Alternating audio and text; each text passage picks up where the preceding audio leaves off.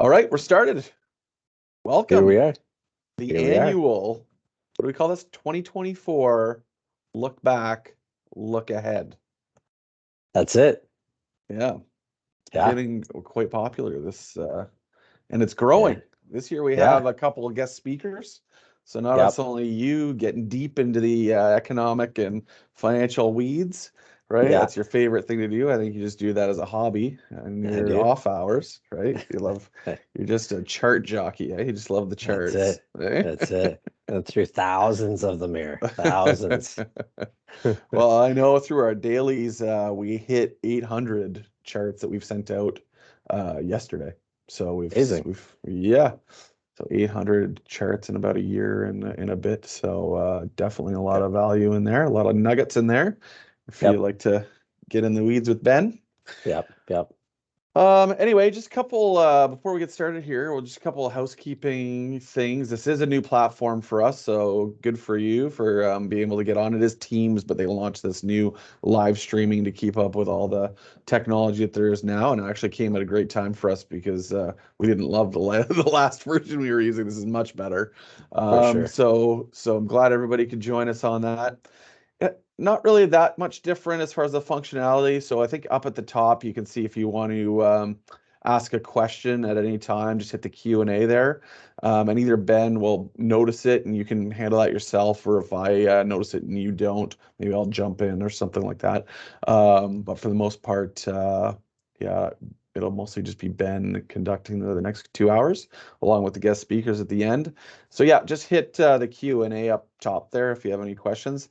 Any supporting material or anything like that, we will send after the call the next day or so.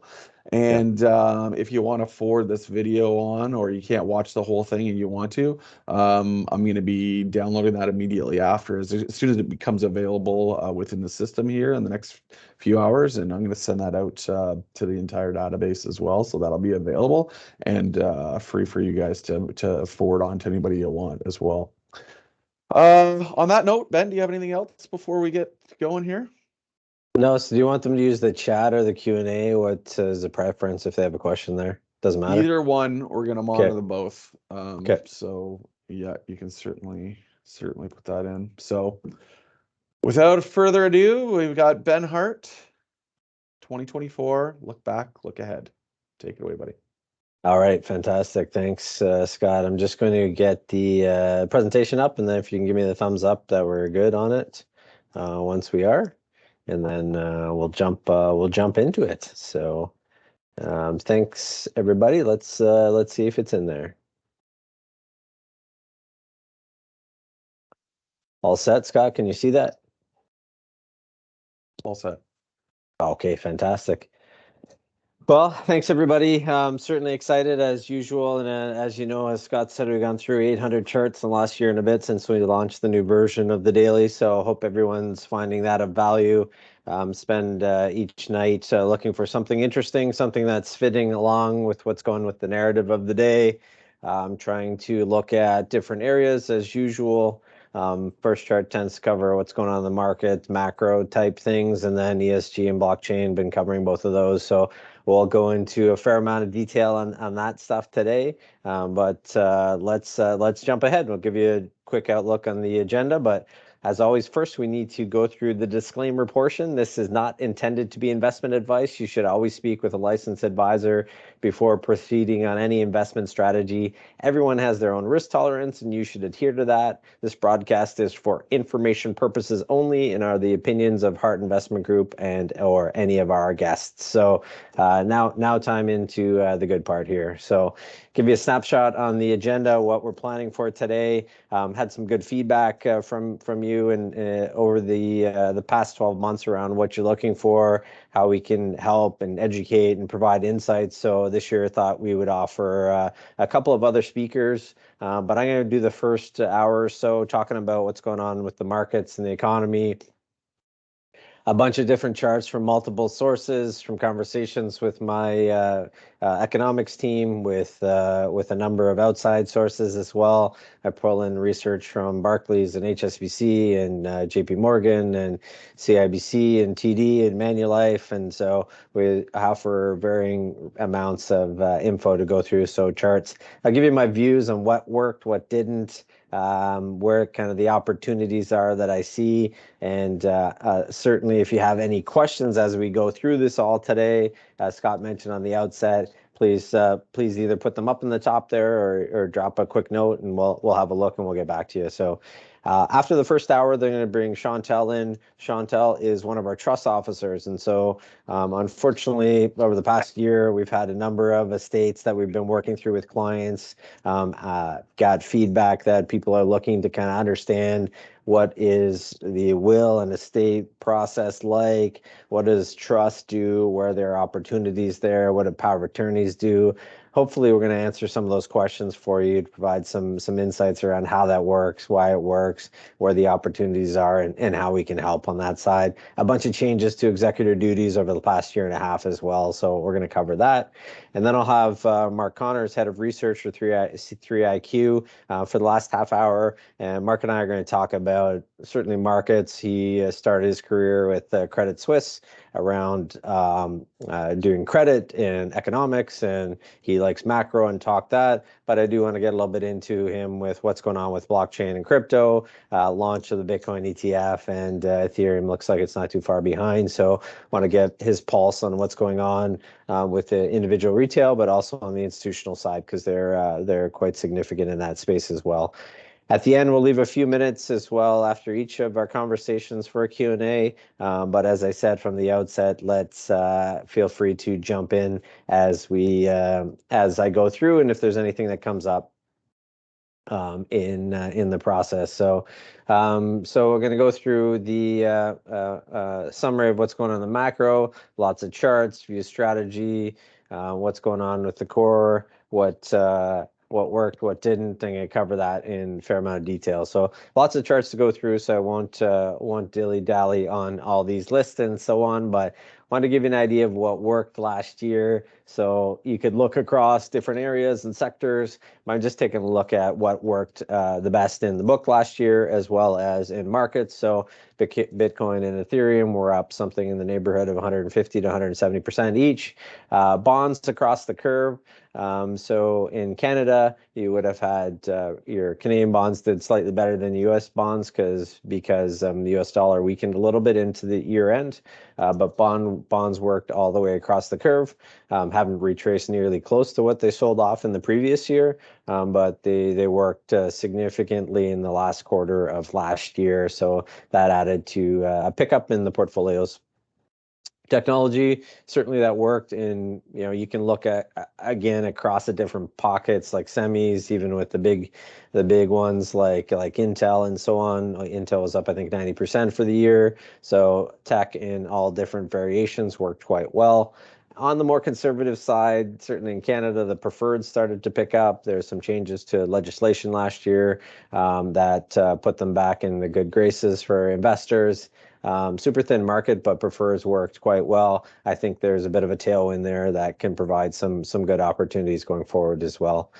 So just a small call out for Stack. So for our clients who have been with me now for a number of years, we started to invest in Stack Capital when they launched about 2 years ago. And so Stack is a company that's been investing in private equity, publicly traded company. I like the idea, the concept.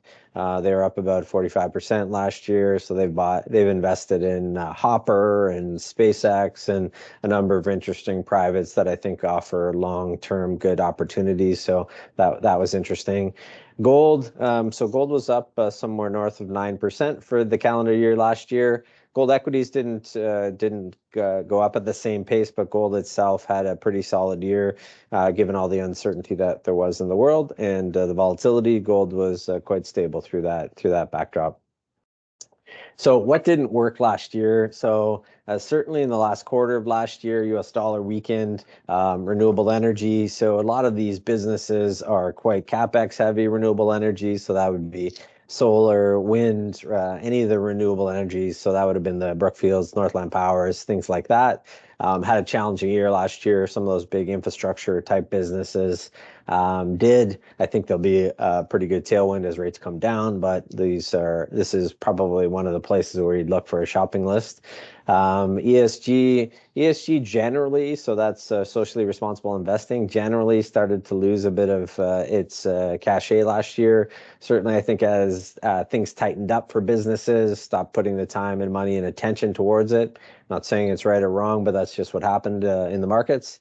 Energy as well was flat to down in the stocks. REIT, so that's real estate investment trust. And so this is one of the more interesting areas, I'd say, for debate as I speak with investors and economists just around what's going on in that space. It's quite broad. There would be like the big ones like the RioCans, the shopping malls, and things like that.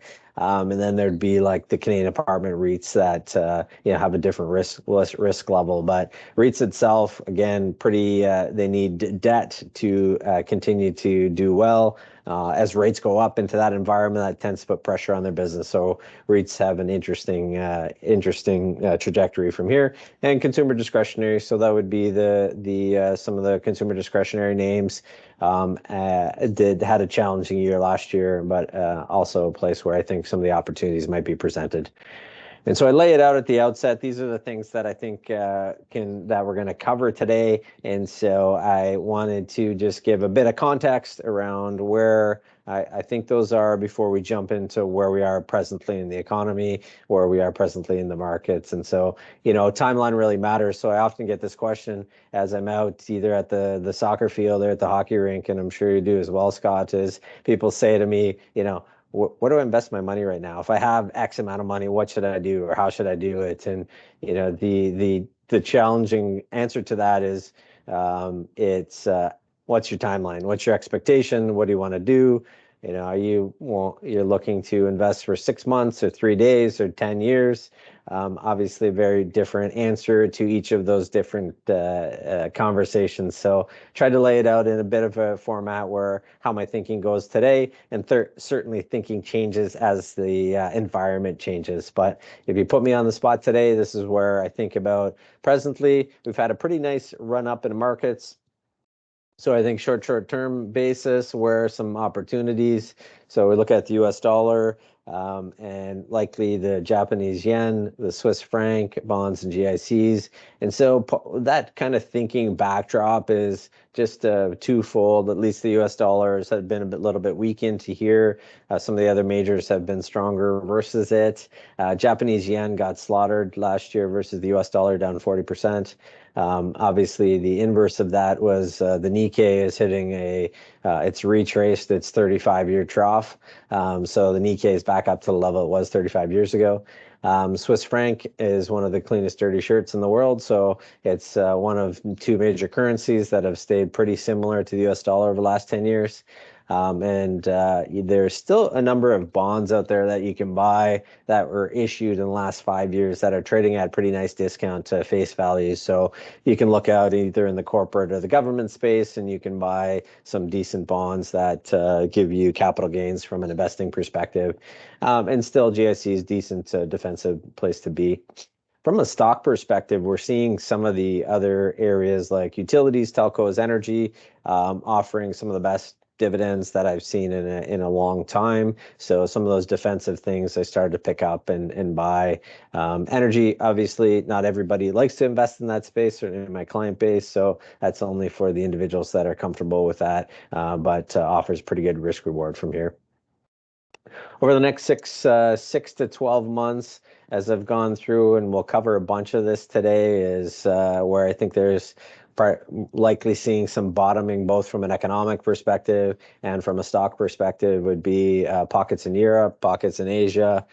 Biotech, well, had a decent run the last little while. There's some individual biotech companies that are trading about 50% to 100% below cash. So interesting biotech businesses, obviously risk rewards are attractive there, energy. And then I mentioned consumer discretionary. So there's some consumer discretionary companies that have been beaten up that I think offer pretty good risk reward from here. And as I think more big picture, a year plus, these are the things that I come across and talk to people about. And AI, which we've covered a fair amount in our weeklies and cover a bit in the dailies, is just what that means and what it means to individuals. So I think their AI is a vast subject that we could do multiple discussions, presentations around. I do not think that it is taking anybody's jobs in the immediate vicinity, but I think where people are going to excel with that is how they use it, how they can use it to potentially help them be more effective, be quickly react to certain situations. So I think that's going to be interesting. Robotics, I think is a place where it can help certain countries like Japan and like South Korea. And so you look at some of these countries that have been big manufacturers, but their population is aging. So how do they fix that? How do they put their economy in a better spot? Is robotics, and South Korea right now has something in the neighborhood of 25% of their workforce is robotics right now. So I think that'll be interesting. There's a couple of companies that are worth looking at there. Blockchain and crypto, which I've talked about significantly. So we're going to cover that a bit more with Mark, but I do think that that space is quite interesting. The UK, which has been the most forward-looking of the central banks of the world, put out another discussion paper earlier this week on CBDC, which is the central bank digital currency. They're effectively driving forward on that right now, and so that'll be interesting to see how that evolves.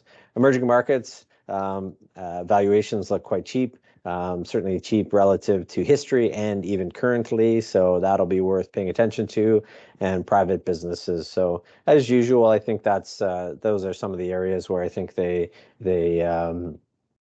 offer the most potential asymmetric returns. And so presently right now, we pick away at a few businesses, but Stack, I think, gives us a good way to get some exposure to it. So each year, Mark Yusko, who is the founder and CEO of Morgan Creek Capital, which is an investment house out of North Carolina, he always puts out his views on what's going on in the world.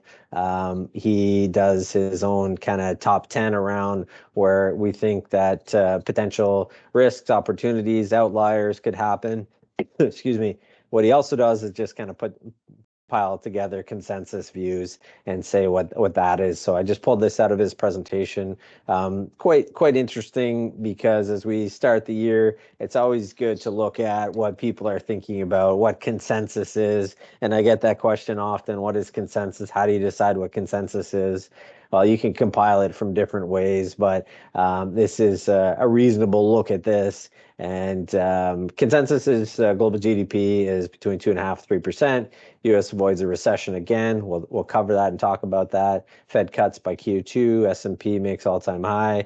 Bonds are back, and he says it makes a note for real this time. Inflation cools.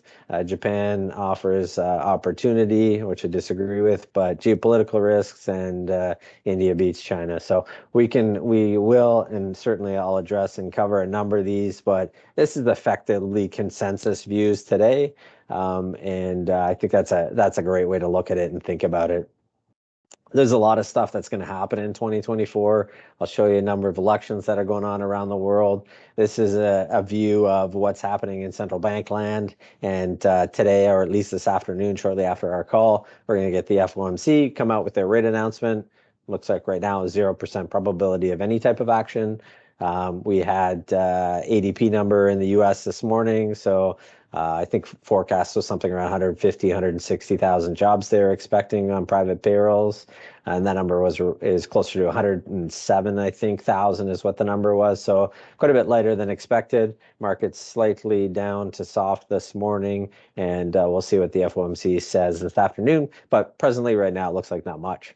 And then in February, we have a Bank of England meeting. March, then we get Bank of Canada, Bank of England, and the Fed, and the ECB meeting as well. And so this is a great look on how that's going to play out this year. But the central banks continue to be the rock stars of the world, and they get a lot of attention, whether you like it or not. And we have to pay attention to what they're doing, because they've been a big impactor on what's happening with the markets. They not necessarily what they should be doing, but their changes in views have a major impact on what happens in the markets. So a couple of slides to talk just about the expansion, recession. Well, I think it's important to think about how it works. Lots of talk has been about recessions last year. If you look at the Google search engine, you can go in and take a look at that. I think that peaked around midsummer last year, where everyone was searching for a recession. Now the inverse of that is we're back down to the other end, where nobody thinks a recession will happen. So this is a good look at average recessions and average expansions, just to give you a sense of how that works and what it looks like. So average recession is 10 months, average expansion is 64. So leading economic indicators, something that people have continually tried to deal with in time and game. And so LEI is a pretty good tool just to see on how it works. And so LEI is essentially the leading economic indicators. And so if you look at this, effectively LEI is saying that we're already in one. And as I'll show you some of the details that we'll look at. You can argue, I mean, you could argue what those GDP numbers that are coming out, but you can argue that we're probably already there in a number of countries in the world, including a couple of the European countries. And so the question is, do we continue to stay here, or do things start to move in the other direction? So leading economic indicators effectively say that we're already in one, certainly in different pockets of the world, but I'd say Canada, Europe, and a few other places are in that same category. And so this is global manufacturing, and so it's a heat map. So it's easy to look at it from the perspective of green is expansion, yellow is neutral, and red is contracting.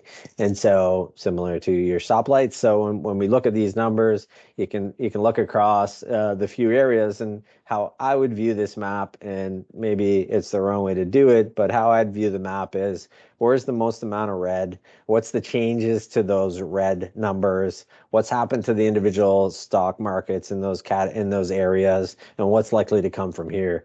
And so if you look at the most amount of concentration in red, you'll see that is in the UK and the Eurozone. I mean, they're effectively all part of the Eurozone, but UK likes to strip themselves out of that. And so if you look at this category, so UK and Eurozone, what have we had? So we've had global manufacturing slow.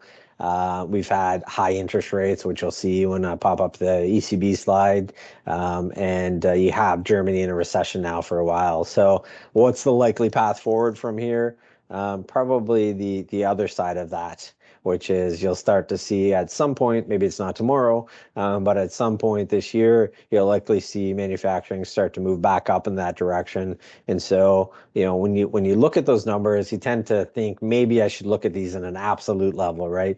I should look at it and say, well, if I go from 45 to 48, that's still a red number. So should I be thinking that that's not good? Well, 45 to 48 is an uptick from a rate of change perspective, and that's how markets start to price assets. If rate of change starts to move in positive directions, assets start to move in that direction as well. So this is a great way to look at it.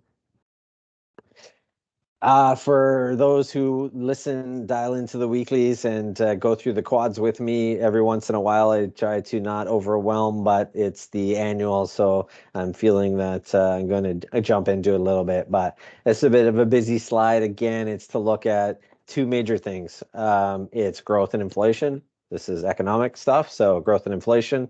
What's happening with growth and inflation, and what's the likely path forward from here. And so the final column, if you do want to look at that too, is the strength of the signal. So, if you're looking at the case, which I just mentioned, Germany is an example here. As you can see, Germany, this is the forecast for Q1, Q2, and Q3 of this year. And so just a reminder for what that means, effectively, we're looking at the numbers are showing that they are in a recession. This is, of course, backwards looking. They're in a recession, but what at least the growth and inflation numbers show from a rate of change perspective is we're starting to head towards an expansion. And so where we get these kind of forward-looking estimates, which is things start to move in your preferred direction again, which is expansion with is growth accelerating and inflation decelerating. And then you think about what assets you want to own in that category. And so typically what you want to own in that backdrop would be financials. You'd want to own tech, consumer discretionary, those kinds of businesses that do well in that expansionary environment. You'd probably want to look at some of the renewable names as well that have been beaten up in that space. Europe offers some really good high dividend paying companies as well. So, that's really what the kind of that heat map plus the quads is showing you from this regard here. So I'll look at just briefly on emerging markets, and I'll push on and push along forward onto this. But if we look at this again, same backdrop, you can look at this and pick your pockets, and maybe you like it, maybe you don't. But it's a way to look at what's going on in the world. And so where we look along the bottom of it, this is the medium for emerging markets. So it looks like you probably get Q1, Q2, some expansion continuing in that space. If we do get rate cuts, if we do get some USD weakness, there's probably a bit of a tailwind for some of these countries that have been beaten up. And so I'd say this is where you'd look for potential opportunities for what to do and where we go from here. It's one of the more popular slides I've started to put out. People have been asking about is what's going on with rates and where do we go from here. So as I mentioned, so we have the FOMC as a meeting today. And so right now there is a 2% probability of a rates cut. So I'd say that's probably zero by now. So we'll have that discussion, but everyone likes to read Jerome Powell's comments, which we'll be looking through and listening to hear what he has to say. And then we have the Bank of Canada. Right now that this is the forecast for whether they hold or cut. Lots of information and economic numbers still to come out before their March meeting. But if we zip back about 5 weeks, that number was still starting to price in a hike in March. And now we've tilted over to the other side with something about a 20% variation between the two over the last 5-6 weeks. So that number moves quite quickly, but I think that's worth paying attention to, as well as the ECB. And so as I look here, when we started to cover and put the slide into the dailies, it was early in December, and this number was effectively 0% chance of a cut. Now we've already moved up close to 40% for the ECB. I think that number is going to continue to move up as the economic data comes out. So this is going to continue to be in the dailies, and hopefully we'll cover that as we go through. So just going to zip along a little bit here, but this is economic forecast. This is Barclays. Again, I'd like to pull from multiple sources to see what's the future direction expected in the world. And again, the numbers you're trying to look at this is GDP and CPI. So obviously, if you want to own risk assets or stocks, or we'll say corporate bonds, you should really care about these two things. And so if this number is going from higher to lower, not great. If this number is going from higher to lower, that's positive. This number is going from higher to lower, positive. So a couple of variables to think about. And then when you're investing in the different countries, you want to think about what the potential impacts of these two dynamics are. And that is investing from a currency perspective, from a stock perspective, and a interest rate perspective. And so this was, I thought, a cool layout just of how the different asset classes do in the different environments. And so, there's lots of news around in the world. What's going to happen? What do we do? Say we have a cyclical recession. Okay, what does well in that backdrop? Well, the only, I'd say, stock or asset class that does well in that backdrop is consumer staples. So that would be your Unilevers, your GlaxoSmithKlines, those ones of the world. And then when you look at what happens if we get a soft landing, a number of things can do well. What if we get a balance sheet recession? Well, we could discuss that another day, but again, similar downside, and then no landing, which I think a number of people are hoping for. That means everything goes up. So I thought this was a cool layout just to see how that's going to look. I did put this out in one of the weeklies recently just to cover on forecasts. The first time that at least I've been in the business where the forecasters are suggesting that stocks are down for the calendar year. So that's probably wrong, but I think that was an interesting look at what is forecasting from a consensus perspective. And so as I spend a lot of time just with individuals talking about what's going on in the world and where we think we go from here. And so lots of questions about Canadian real estate. And I'm not going to go into a deep dive on it today, but certainly it's something that plays into my thinking about one of the potential risks and or opportunities in Canada here. But I thought this was a great chart just to visualize really the two variables that are going into Canadians right now. And so the blue line that you'll see up here is the debt service ratio. So that's interest plus principal. So we've seen this move up a little bit, but not crazy materially. But what we've seen move dramatically is the interest-only component. So the interest-only component's moved up significantly. And so as we go through here, I think this is one of the major risks and one of the major things that the central banks are going to be thinking about around what they're going to do, at least in Canada's perspective. And so this is a couple of things on US data. And so we'll cover a couple of things in US and Canada before we move back to some of the international stuff. But so interest rates on credit cards are at a all-time high. That is both in Canada and the US. Credit card default growth rate is extremely elevated, and we're not quite at an all-time peak, which we were last year. We're certainly seeing that at an extreme and stretched level. And so that is something to think about around what happens and where we go from here. So this is consumer credit outstanding, and this is U.S. consumer credit outstanding. So if you look at that number, that is just around the $5 trillion mark. And so why that number is relevant is because as interest rates go up, there is winners that have cash because they're going to benefit from higher rates. And there's the other side where higher rates is also going to put higher pressure, and this number is going to continue to accelerate as these rates stay elevated. So I think this plays a part in the thinking of the central banks.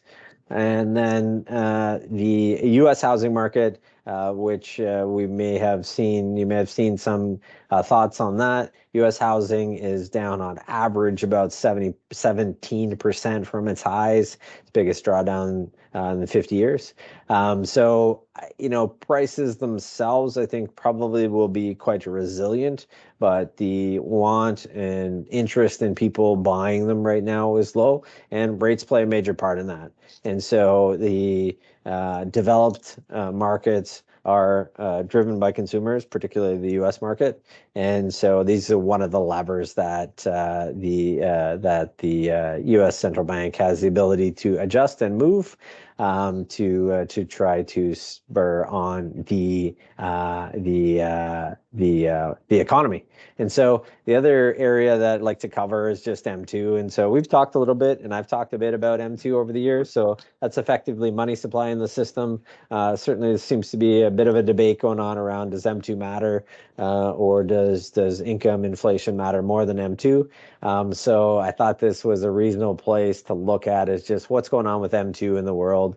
And so historically, at least, it's been a material driver for what happens to asset prices and so on and so forth. And this is M2 money supply has fallen off a cliff. And so why I think this is relevant is it actually gives the central banks of the world and the treasuries of the world the ability to have a material impact if we start to see a correction in the global economy.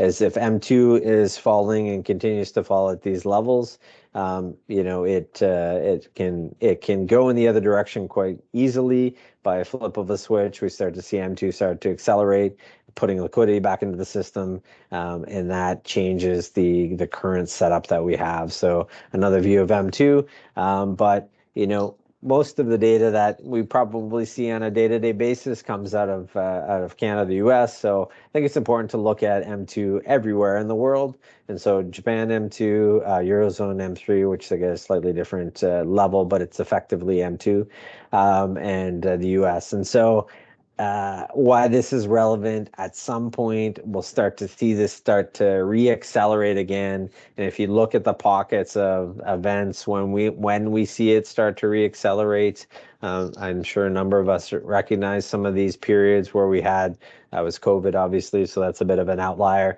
But when you get that reacceleration of M2, that provides a tremendous amount of liquidity to the system and also drives rates down. And so as we look at this, I think it's something that we'll start to need to continue to pay attention to. But M2 is something that I watch, and the market certainly starts to pay attention to when that number starts to move. And so we're starting to see at least last year, we started to see the bond market pricing in cuts. And so as we get to where we are today here now, the market is already starting to price them in. As I mentioned, 4 in Canada, 5 in the US, 6 in Europe. So we're starting to see that, and the bond market's reacting to that. So just as we switch gears a little bit, talk about stocks. Everybody wants to talk about, I'd say, a handful of stocks, the Mag 7 or the Magnificent Seven. And so I thought this was an interesting visual to say, there is still lots of opportunities in individual stocks because 72% of the stocks in the S&P last year underperformed the index. And so we had massive concentration in these top names as money flows into the passive realm, into these top names. And then if you look below the surface, there's some good businesses here that have done the right thing. They put cash aside, they've cleaned up their businesses, and they're in a good shape, trading at attractive valuations. So massive underperformance by a number of names, and I think it's relevant when you're looking at why would I look to buy stocks in in an economy that's probably a little bit extended at these levels. The other thing that I think about is just when it relates to timing, we'll say, of investing and whether you decide to go fully in or not. VIX plays a role in that, and it does play a role from the perspective of future returns as well. So typically when VIX is high, the market is in some form of panic or a correction or a sell-off, so to speak. And so when we look at this breakdown, it's I thought a great way to look at it is from Manulife. So if the VIX is below 30, future expected returns are somewhere around 3.5% over the next 6 months. So this is looking at since 1990. So great data set. And then VIX at all levels, you're looking at that number close to 4%. But if the VIX is, we'll say, spiking, is above that 30, your future expected returns as you're buying into markets at that point over the next 6 months is close to 11.5, 12%, I believe. And so then on a 1-year forward basis, that's closer to 20. On a 2-year forward, that's a bit longer because the event's probably passed, but still close north of 15%. So just when you're thinking about when there's chaos and things going on in the market, and when we get these types of spike type events, maybe that presents opportunities, not only from an index perspective, but if there's individual stocks that you like, that you're interested in. We saw an event in a company that we follow this week where stock gap down 20%. Why? What happened? What's going on? What's going on in the space? Maybe there's an opportunity there to think about that. If you like the company, it's sold off, then maybe you should take advantage of it. So VIX, I think, is a good way to think about it from that perspective. As we think about the ebbs and flows of markets, I think it's great to think back on how things matter on a short-term basis, on a long-term basis. And so on a daily basis, as many of you probably follow, it's a bit of a coin toss from what's going to happen in the market. So we have as many up days as down days, and the volatility typically presents opportunities. So again, if you get a day when things tend to trade down, and there's been some interesting studies about only buying down days, what that looks like from a return perspective, which should be for another presentation. Then on a monthly basis, you're looking 60-40. On a 1-year basis, more of an 80-20. On a 3-year basis, 90-10, and so on as we go out from a timeline perspective. So interesting just to look back at it and think about some of those negative days are things that you want to see, particularly if you have cash to invest on that side of things. And so with the view that if you think we're in a slowing economy, think that rates are close to peak levels, then the likelihood path forward is rates come down.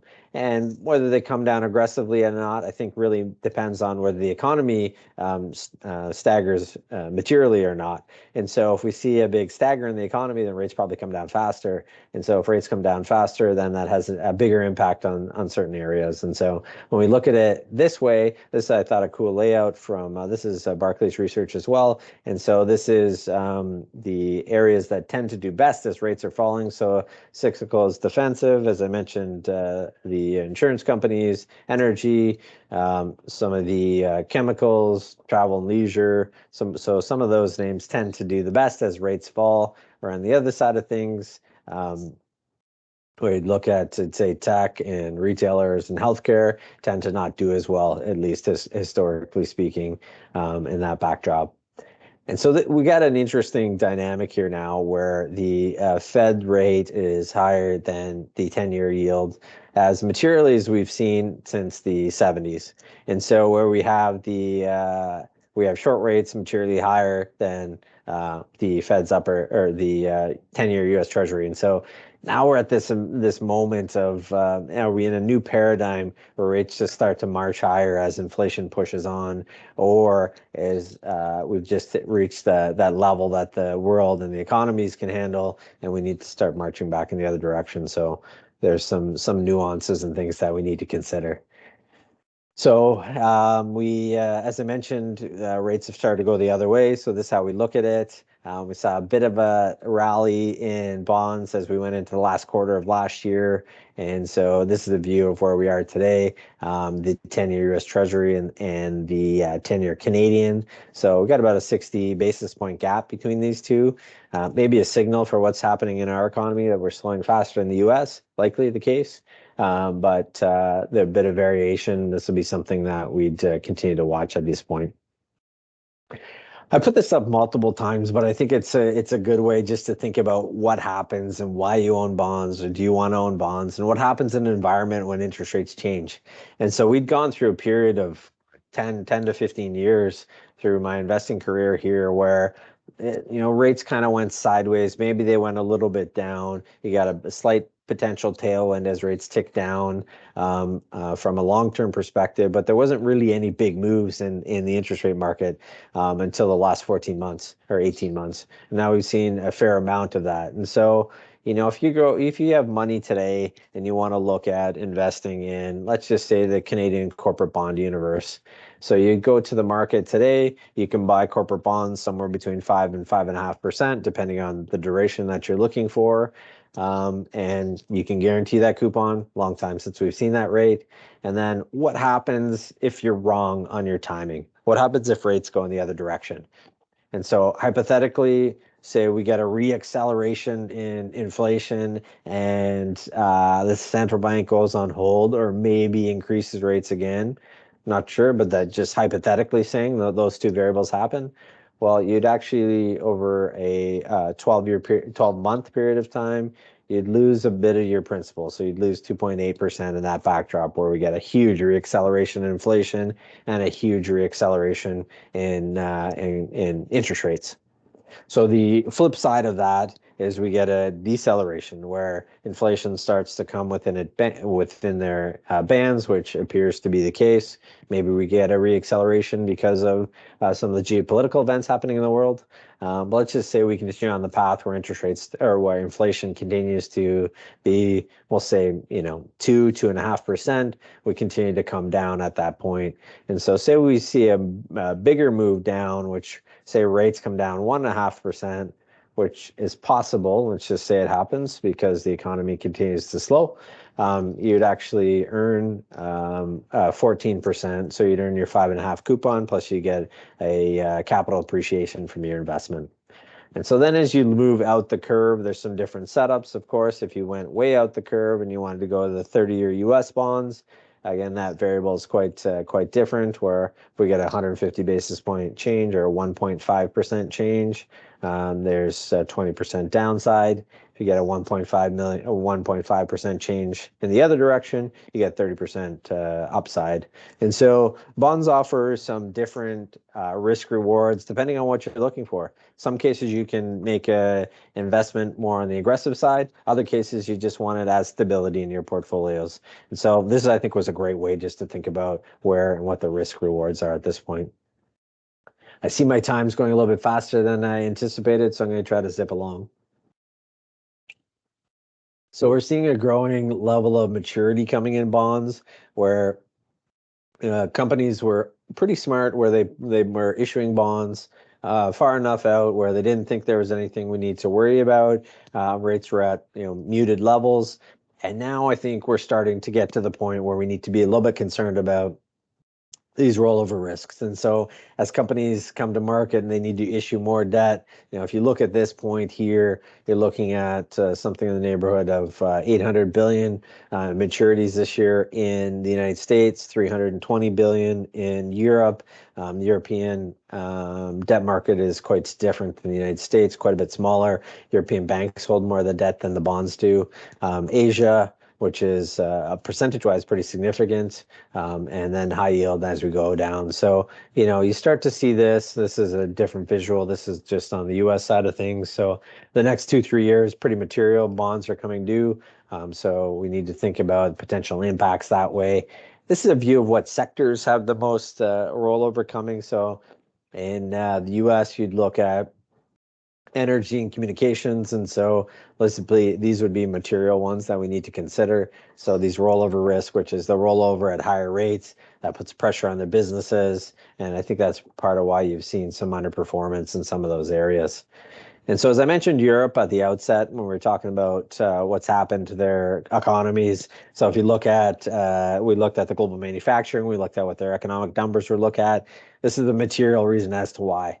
And so, Christine Lagarde, I think, woke up one day and said, we're going to tighten this thing as long and as hard as we can just to see what kind of pressure we can put on, mostly because they're fearful of inflation. There's a number of obviously other geopolitical events, I think, that pushed in that direction. And so now we've seen the ECB accelerate at its fastest pace in history and at the fastest pace in central bank history. And so the good news, I'd say, on the other side of this is that they have room to start to move.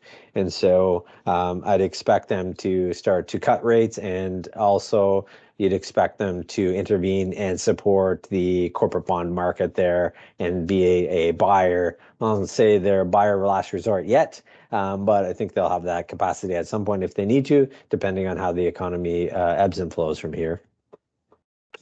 The other piece of this just around Europe is Europe's committed a number of money to the recovery fund. There is a significant amount of money that has not been distributed yet. So there's a few things, interest rates, we get money to put aside, and you got the economies and global manufacturing bottoming, inflation slowing. So as you think about some of these variables that are happening in Europe, could be quite positive and worth thinking about from here. So a couple on the currencies, just 2023 returns. So Mexican peso and the Swiss franc were the strongest two currencies versus USD. Obviously, the Turkish lira and the Russian ruble were the weakest. When we think about what's and where rates are going, I continue to have lots of questions around where the Canadian dollar is going versus US. And so this top chart is our chart. So if you look at this today and we see the Canadian dollar trading where we are today, which is 133.86.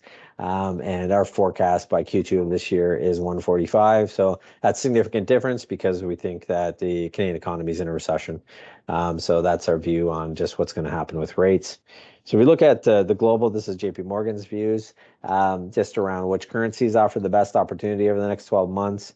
So their toggle here is neutral or opportunity. So Swiss franc, they say the Japanese yen and gold goes into their currency bucket as well. So be interesting to think about if you are doing that from a longer term nature. And so as we think about the G10, the global currencies versus the US dollar. I put this up last week in the weekly, and it's just really with the view that you don't realize how much the US dollar having reserve currency status plays a material part around what happens and why they continue to have that and what it does to other currencies. And so I thought this is a great one. You can look at that in a bit more detail if you're interested. And I couldn't leave without a conversation just around what's going on with politics. And so I get this every time we have a big election year. And so this is the S&P returns and the FTSE returns, whether you have a Democratic or Republican president, and in the UK, whether you have Labour, Conservative, or some type of coalition, doesn't really matter. It's quite sporadic. And so, well, I think it's good banter, and it's interesting to talk about and speculate on, but I don't think it plays a material part here. U.S. certainly some issues which we could talk about on another day, but then there's other elections: UK, Europe, Ukraine, Russia, South Africa. Obviously, the U.S. one's getting most of the attention. Mexico, this general election. Pakistan, South Korea, Taiwan, which we already saw. India, Indonesia. So lots of political changes going on that will continue to need to be focused on as potential winds changing, as leaders change around the world.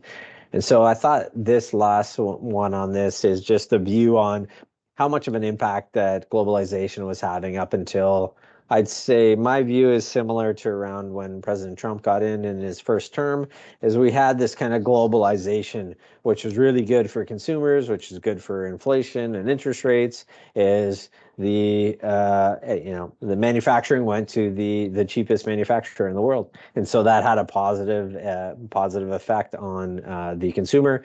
And now we seem to be going and tilting back towards, we'll say, maybe the middle or the other direction at this point, or we're starting to think about, this term, which is Julius Baird report, is called state-sponsored capitalism. So a bit more towards protectionism and all of these other variables. I don't know that it's necessarily great, but it has a material impact onto asset prices and inflation, and what we do and how we react, and probably offers different investment opportunities, and something that I think we need to be conscious of as we go forward. So protectionism on the rise. And so I think from a Hey, Ben, I'm just going to jump in yeah, there. I'm just going to yeah. give you the 10-minute warning before Chantal comes on there. Okay, super. Okay. And Perfect. just a reminder, if anybody has any, there's some late ads there. If anybody has any questions, put them in the Q&A in the chat. And just wanted to give Ben a chance to take a breath and maybe take a drink there. Okay. All right. You got about 10 minutes here. Okay, super. Thanks, Scott. Thanks for the warning. So plenty of things to pay attention to and focus on, and think about, and opportunities to consider as well. I thought this is KKR's report, and so they just think about where the kind of the headwinds and tailwinds are. So as I mentioned a few of those at the outset here, think infrastructure is an interesting spot. And plenty of things to think about. And so as we start to move towards the end here, where I'll just wrap up and summarize my views around things from here. There has been a fair amount of debate around asset allocation and bonds, and do we own stocks and bonds, and does it matter? And we've had a highest correlation with stocks and bonds over the last 18 months than we've seen in the history of investing. And so I do think, to the point, just a little bit more about the protectionism and the changes. I think that diversification and globalization really matters more than it has in a very long time. And so while we've gone through this period where they're moving together, I don't think we continue in that direction forever at this point. I think there starts to be more changes based on fundamentals and adjustments in this country versus that country, and not just a blanket view on what you do and where we go from here. And so just as we talk about the opportunities, as I mentioned, and then I'll jump into a little bit on Asia. So this is renewable energy. So as we came into that period where rates were falling, 2018 to kind of the peak there, which renewables did quite well in that backdrop. That was where they outperformed the global equities by 190%. And now as we come down the other side, we're getting that underperformance materially. So my view is that this offers a super nice risk reward. So there's a lot of companies that we've covered, but a lot of the infrastructure names, and as I mentioned, Northland Power, or Brookfield Renewable, and so on and so forth.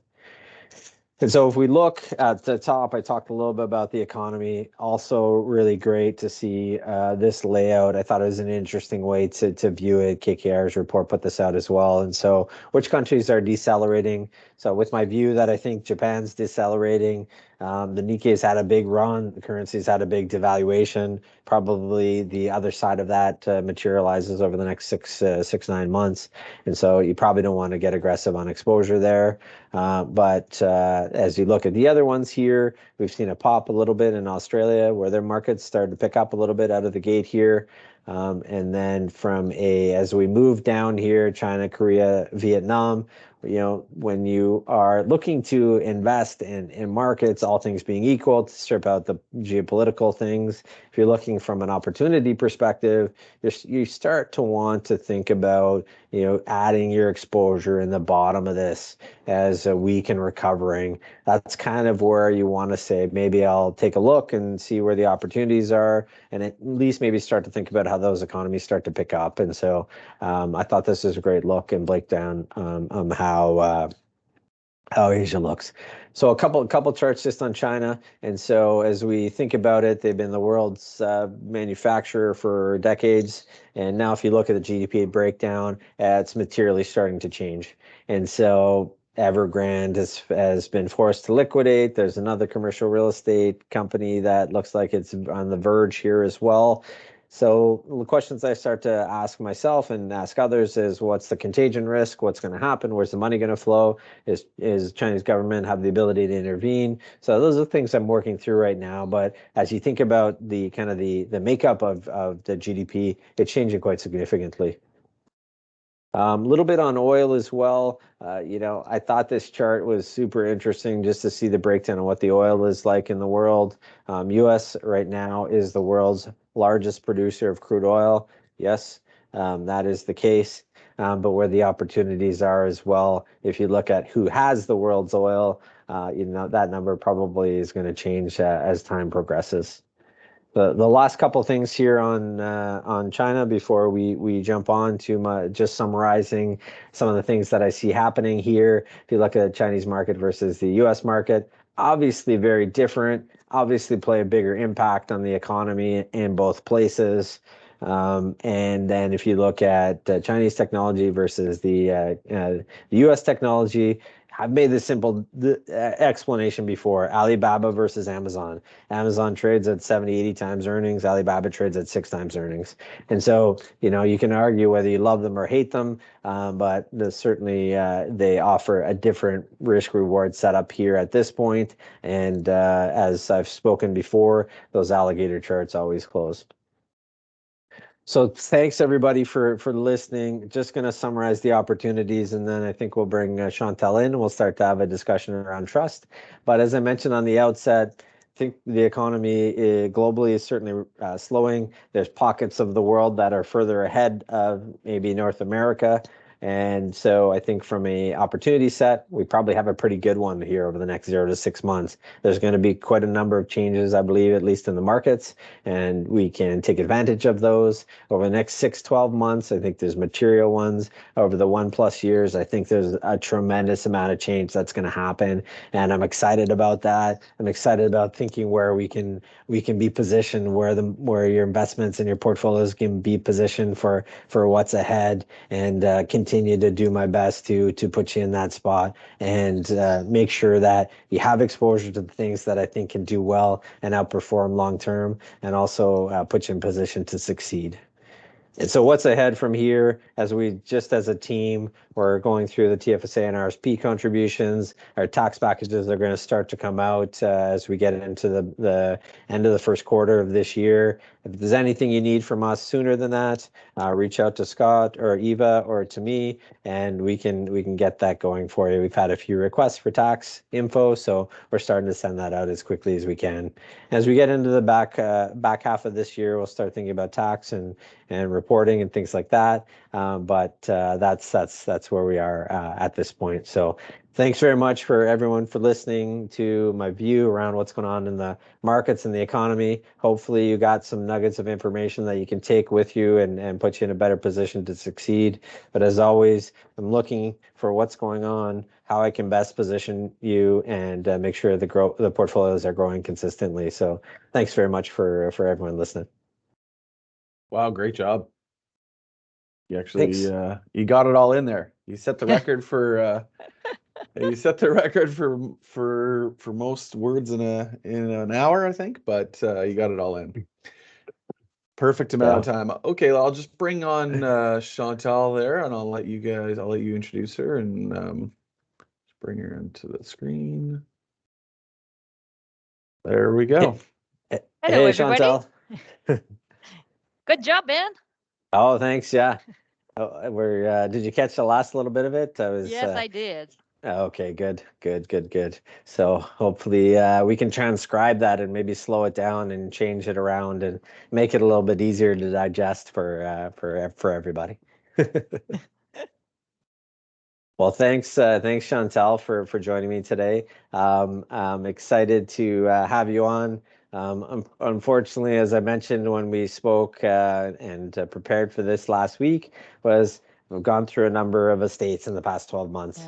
And so as as I think about, and when I started my career, this certainly wasn't something that was top of mind and front of mind. And now as we get further on where we have multi-generations that we work with and, really ultimately, while I'm trying to manage and position the investments as best possible, we're at the same time trying to make sure that our number one objective is to make sure that people's families are taken care of and that we can help in that regard. So we're going to switch gears to talk about the family relationship. But first, I'd like you to, Chantal, please tell everyone about who you are, how you got here, maybe, and what you do on a high level, and then we'll see where this conversation goes. All right. Well, thanks for the introduction, Ben. So my name is Chantal Lamotte. I have been a trust officer with National Bank for 5 years. So I'm handling POAs, power of attorney for property, estate, trust, family trust, testamentary trust, guardianship. So I do a lot of things. I've been with the bank for 20 years. Time goes by very fast. So a few years ago, I graduated at McGill University in Montreal in finance, and after that, I got a certificate in financial planning. I had basically 3 careers. I work at National Bank, the retail level at the branch as a financial planner and an investment advisor like you, Ben, but that's like a long time ago. So I did that for about 7 years, and I guess I got the 7-year itch, and I got an opportunity to become a trainer of the financial planners across National Bank, so from coast to coast. So I did that for 7 years, and while doing that, I was doing the Quebec planners, but also all the Canadian planners. So I decided to perfect my skills. So I decided to go get some common law background. So I did my certificate as a trust and estate practitioner in Toronto. So now I have like 2 hats. I can do civil law, I can do common law. So it's very good knowledge to have. So so I've been a TEP. So I did that, a trainer, for about 7 years, and after that, before I really liked training, so I decided to leave the clients to become a trainer. But now that I had been a trainer for 7 years, I was missing the client relationship. So I decided to go back with the clients, and there was an Yeah. opportunity as a trust officer. They were looking for somebody to handle their estate, the trust. So here I am. I've been doing that for 5 years. But now that I'm doing a trust officer, I also miss being a trainer, right? So Yeah. now for 2 years, I've been teaching at the University of Montreal the estate class for the people that are getting a financial planning certificate. So Okay. here I am.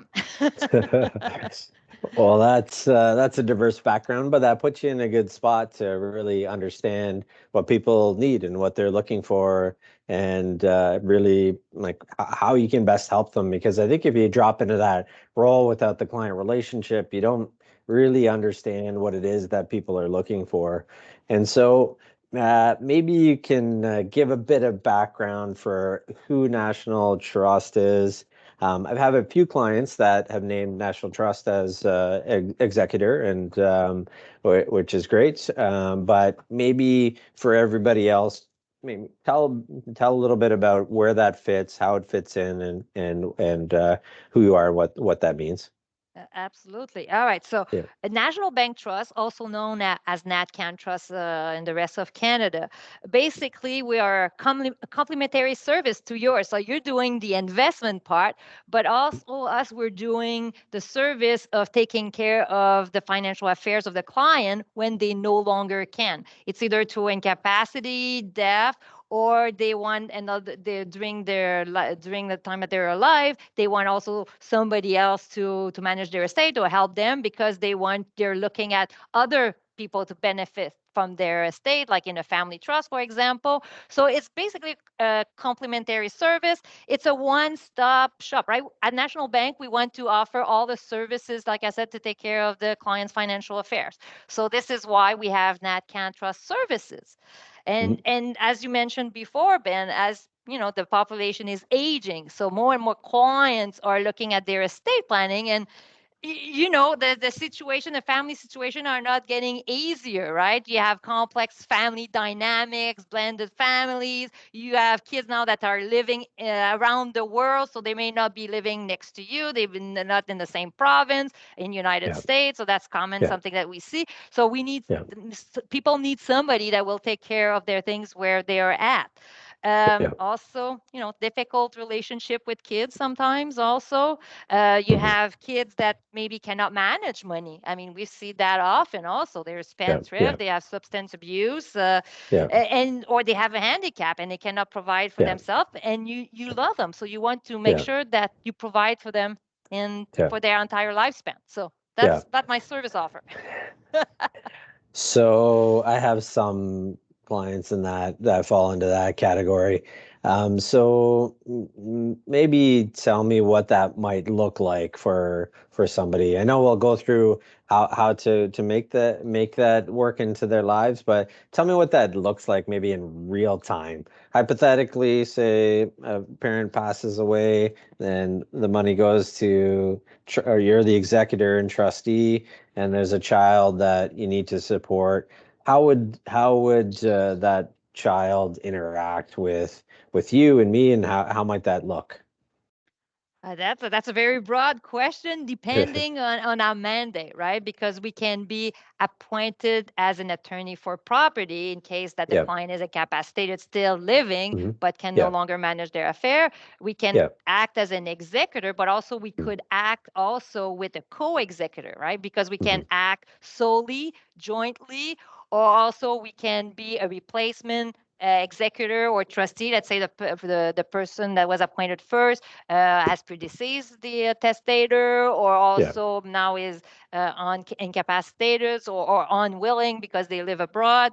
So we can work like with this person or just by ourselves, and Yeah. also we can be acting as a trustee. So depending which hat we're going to do, Mm. that's going to depend who's going to interact with, let's say, family. But at the Yeah. end of the day, our goal is to support the loved one of the testator or the settler, the person that create the trust.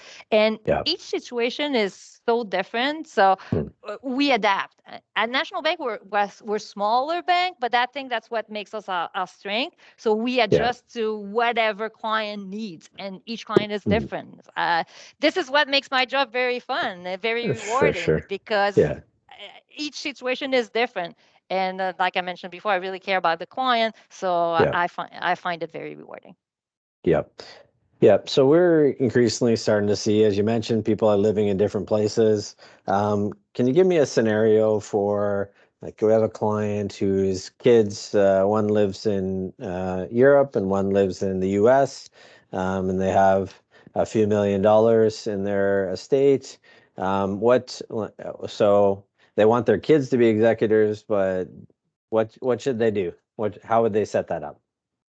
Well, the tax residency of an estate or of a trust is based on where the mine management is. So if, let's say, you name your child who now lives in the US as your executor, then you make your estate an American trust. So with everything that goes with it. So it may not be a very good thing, especially if you're foreigners, you may have to post bond. So you have to ensure the court that that they will do a good job managing your estate. So it's not recommended.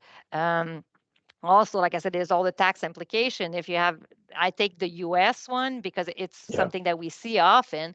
So they sure. will have to declare, because they're managing the property of somebody else, they will have to declare stuff in their own tax return. And as you know, dealing with investment when you have a non-resident limits the choices also of investment. So what we recommend usually to do, I mean, you never know what's going to happen 20, 30 years from now. You may have, let's say, the person that you've chosen as the executor today may not be able to be executor 20 years from now, or may Yeah, have moved in the US because they found their sure. love of their life there. You can't know. So this is why Yeah, when you draft a will, and I yeah, am not a lawyer, I'm usually acting after the fact, the person has passed away and all that. But when they draft, this is such a key a piece corner, it's a corner pieces of of the estate, is having a good will, because in the yeah, will you have to plan for situation A, B, C, D, if, because once you're no longer there, you cannot change anything.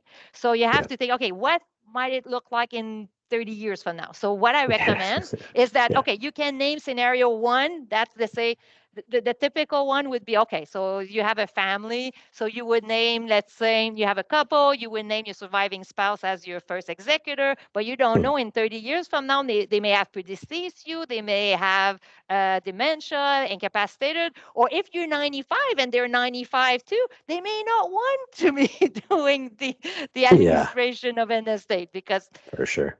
I don't know if a lot of people out there have been through it to be an executor of an estate, but if you have, you know that it can be a lot of work, can take a lot of time, contrary to what we think. Yeah, It's not as easy as in a month from now, people are going to have access to the money, especially yeah, right now, dealing with CRA. Delays are yeah, very long, big probate time. is very long. So Yeah, I call it the marathon. yeah. It certainly is. So, So so no, yeah. no, go ahead. That's a good summary and example. And then, so like, maybe continue on around how you would do that. So basically, to summarize, if you have somebody, the person that you thought that could be your executor is now living abroad, what you could do is you name them first, and after that you could name a contingent person, like NatCan Trust, for example. You name a corporate executor, saying if the person A does not want to act or is unwilling, then we go to plan B, and NatCan Trust could be there. And what's the beauty of this is that there's no fees until we act. So you have plan B, C, D. It's better to have a plan and not need it than vice versa, right? To needing it and not having it. Yeah, yeah, yeah. Yeah, for sure. I mean, I've seen plenty of conversations where the clients are in their 90s and they say, "Well, Ben, what can we do now?" And in a lot of cases, we're starting to get to the point where I'm like, "Well, it's too late." Like the client, the individual, they can't sign, they can't make that decision for themselves anymore. So, as I said, as I may have said to you before, you need to think about this longer term. But yeah, you don't wait. So to your point, I guess then is whenever you're doing your will, this is when you should start to consider it, whether you're 25 or whether you're 75. Absolutely. And the beauty Yeah. of doing a will is it can always be changed later, right? If your Yeah. situation change. And actually, we recommend to revisit your will every 5 years to make sure that, that what you have written then is still valid. Because sometimes, let's say you would leave a property to somebody and you sold that property, or Yeah.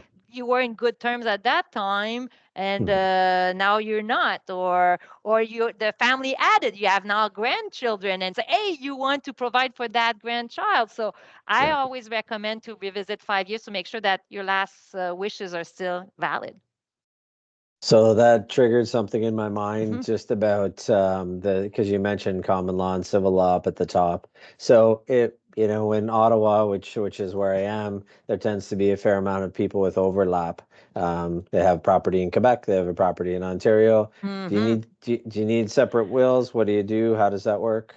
You do not necessarily need two wills. It's always better in terms of it's faster. It really cuts down the red tape because you need to probate each will because the real estate is governed by the city's law wherever it is located, so in the province that it is located. So that you have a property in Ontario, in Quebec, or in BC, or in another country, a condo in Florida or Arizona, which you often see with the snowbirds in Canada, it needs to be probated by the local jurisdiction.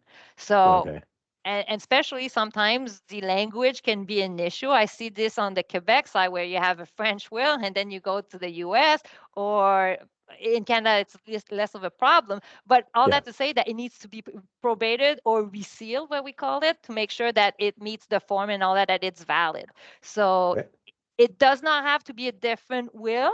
You can take the same one, but it just causes more delays. So if you have separate wills, then you would, in this case, you would name Natcan Trust in both of those, Mhm. and you would help facilitate that. Yeah. Yeah. Absolutely. Yeah. Yeah. So I do want to just pick a little bit on the we'll say if you're naming Natcan Trust and there's we'll say a disabled child or someone that can't manage the finances. Um, so, there's kind of a feeling from clients as I speak with them just about, they're going to interact with a bank though. Like how will they know what the bank won't know them. Like like what, how are they going to interact with you? Like, how are you going to know to send the person money every month, or if they need money, how are they going to interact? And do they interact with you or with me, or maybe you can, push on that a little bit. Oh, that is a great question. And actually, I would say each situation their own. There's never two of the same. So depending on the beneficiary, like a handicapped person has different level of dependency or of capacity, and I adapt to that. So there's some that still have some capacity that can be involved. Some people have some guardians, some don't. So Yeah. depending on what it is, I always have a relationship with either the beneficiary or if they're minors with their guardian, their parents. So it really depends. And some unfortunately don't have capacity. So I definitely deal with their guardian. And the Mm. frequency of the dealing really depends on what the client wants. We at least do it at the beginning. We go quarterly, and the first time at the beginning, I say it's more intense. It's like an estate. At the beginning, it's more intense because there's more things to do. We get to learn each Sure. other, how it is. I often Yeah. go to places to meet them, especially Montreal. I'm based in Montreal, but because I cover Canada, I often travels. But all that to Mhm. say that also with Zoom now, with Teams, with the video, that's something good that came out of the pandemic. People are more comfortable with video, so we Yeah. can see each other more often. But all that to say that at the beginning we see each other more often, and after that, depending on how often they want to talk to me, we may talk every 6 months or at least once a year to review the budget, the financial needs. Got it. Obviously, as it's like investment, right? As your personal situation change, you may adjust your investment profile, but the same Yeah. thing with the budget, depending on what the beneficiary needs as they Yeah. grow. Let's say you talked about a kid, so let's say Yeah. somebody they wants to go study abroad. It may not be the Yeah. same thing as paying for high school. So Mm. continuously in relationship. So, and especially Yeah. if they're minor, and let's say I hold the capital until they're 40, 50, or for their lifespan, I definitely grow like you do with your client, a long-term relationship with them. Yeah. Okay. Fair enough. That's a good question. That's a good answer. Excuse me. Something came to mind as you were talking about that. In a lot of cases, we'll put insurance policies in place for clients. And hypothetically, if they want to leave money, and NatCan Trust going to be named as the trustee and executor, you name the child or the beneficiary, and then the money goes in trust. You name NatCan Trust. How have you seen how that interacts? Any comments on that? Well, it's again a good question. And at the end of the day, it depends on what the intent is. Yeah. Uh, you would create a trust. You would, most of the time, what we see is you create a trust because you want, let's say, the insurance policy, but also the rest of the residue of the estate to come into a trust, where the trust is basically uh, I would say an instruction guide, a rule book where you would put all the instruction of what the trustee can or cannot do. Because at the end of the day, when you have a trust, you have three components. You have the settler, the person that create the trust, or also the testator in the case of a testamentary trust, trust that's created after you pass. There's the Yeah. trustee, which is who is the person who's going to manage the property. So the settler transferred the property to somebody else who's going to manage the property for a third party, which is called the beneficiary. So the role of a trustee is really to follow the instruction contained in the will, for example, where I say, okay, you can pay for expenses related to education. You can give a share of the money, let's say a part at 25, at 30. So it can be very broad and at the discretion of the trustee, for example, or very rigid. Is allowed to receive the income and the capital at certain time in the future.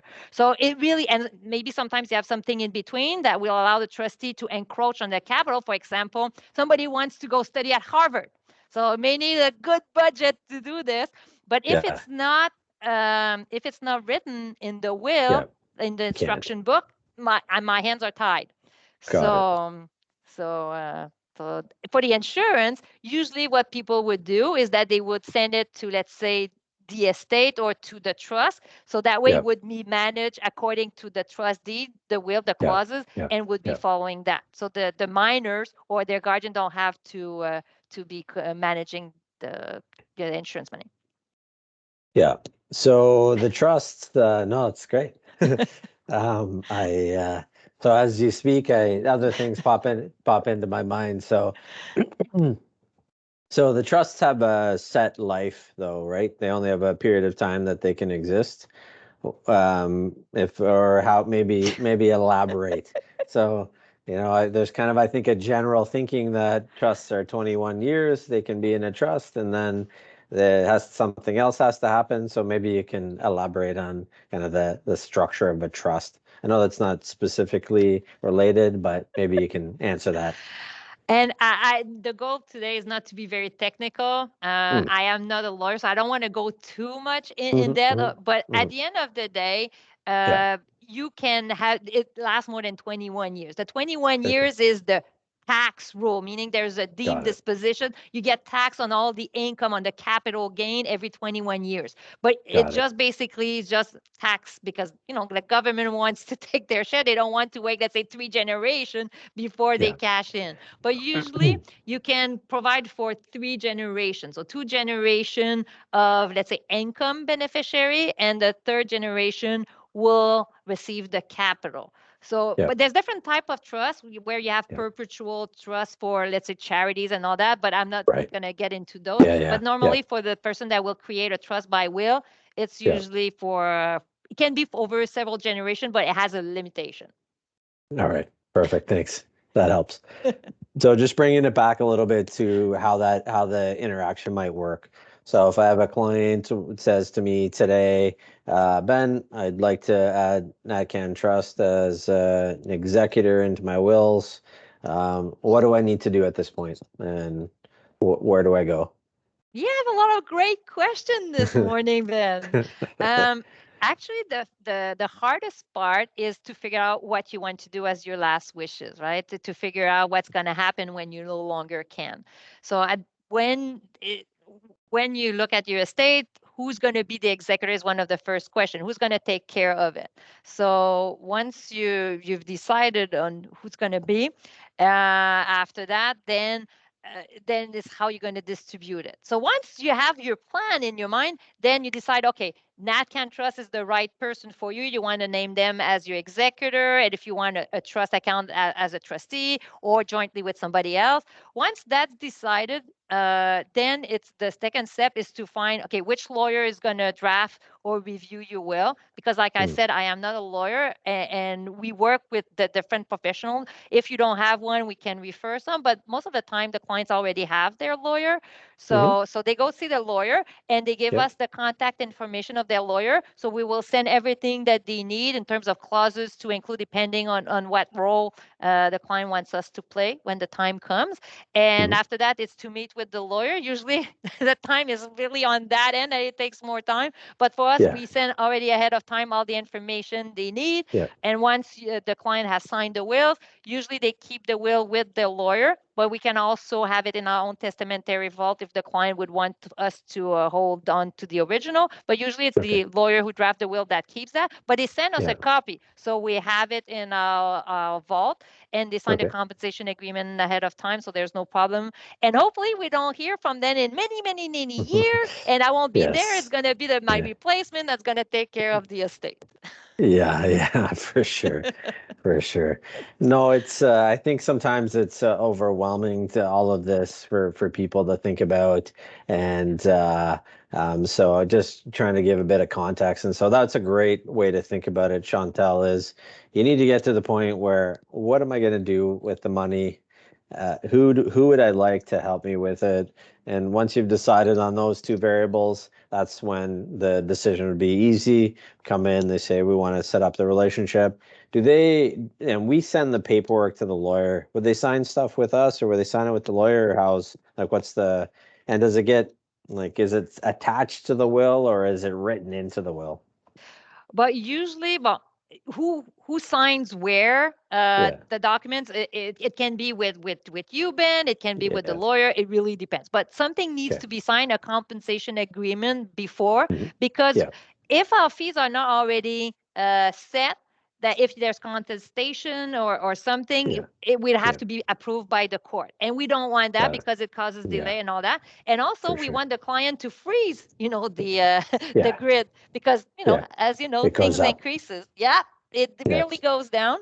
So so usually we would have the grid sign, and in the will it would say this is how, because in the will you also provide for the compensation of your executor. Now we're talking about a corporate trustee, but also if you want your niece or you want your child to be an executor, you may also want them to be compensated.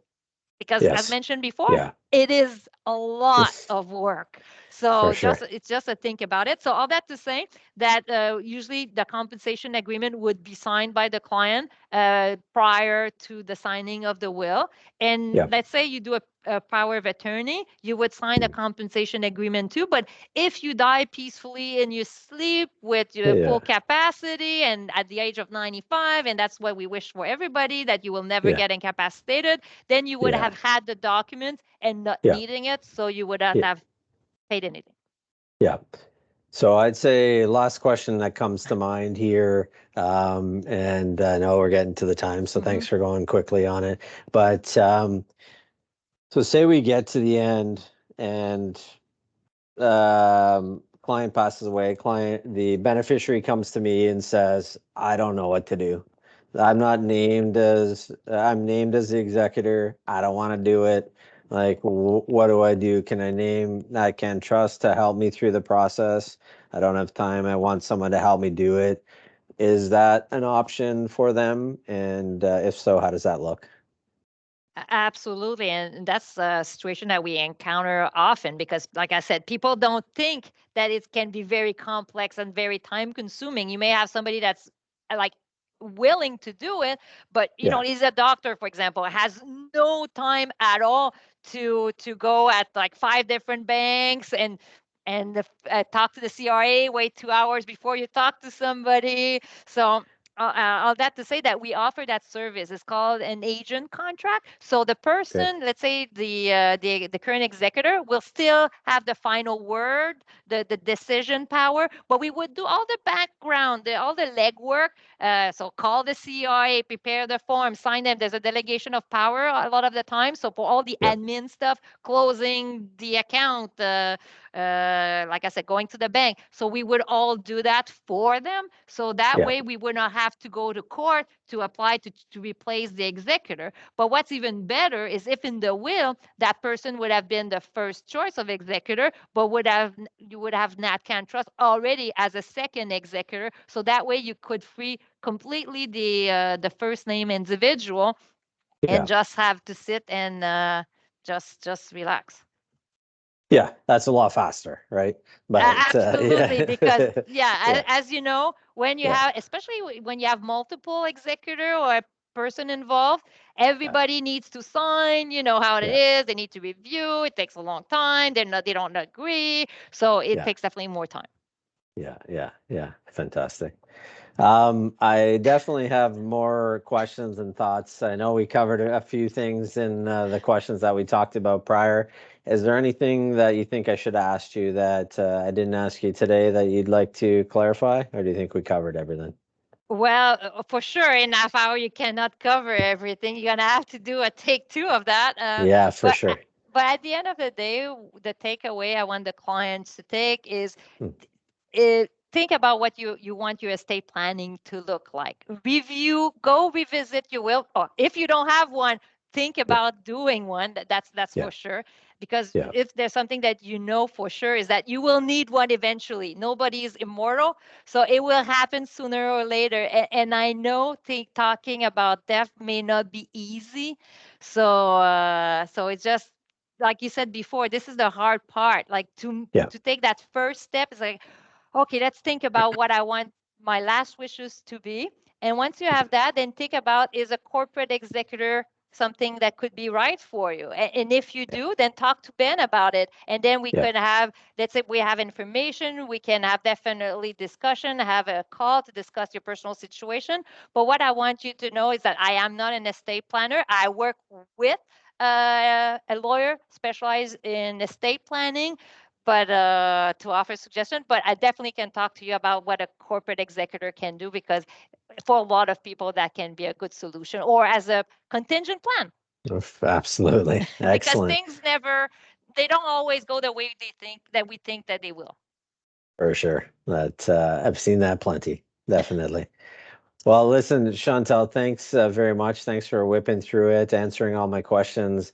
I think you helped people, learned a lot. We are recording this as well, so I know some people have asked us to send this piece along to them as well.